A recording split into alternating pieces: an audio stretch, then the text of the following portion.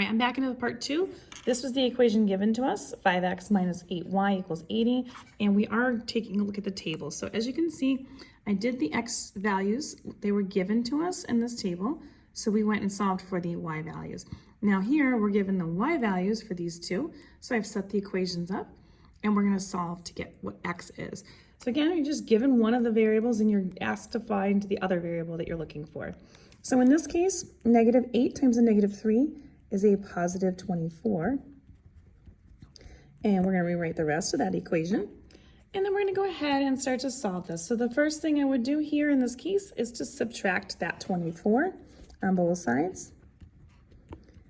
Now, again, people get very worried when they see that numbers won't work out exactly perfectly. And something like this isn't going to work out perfectly, and that's okay. And the key part is if it's a decimal that's repeating, then you're going to deal with that. But if it's a terminating decimal like this one, don't worry about that. It's fine. They can be decimals, and that's life. Money is decimals. Lots of things are decimals.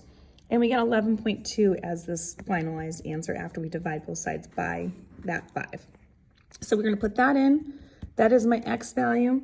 And again, if I plug in the x value here into the original equation and the y value was negative 3, I should solve it and get 80 at the end. Now we're going to take a look at this one. We're going to do the same thing over here. So we're going to start off with our multiplication of the 8 times the 20. And we get, because that's a negative 8, you're going to get a negative 160 here.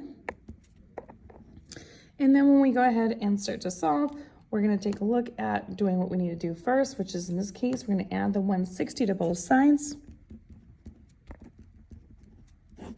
Those are going to cancel, leaving me with the 5x over here.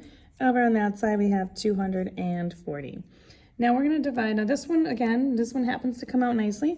Divide out by 5 on both sides. And we get our answer, which in this case is 48. So in this case, it worked out. This is the only answer I got that didn't have a decimal, and the rest of them were terminating decimals.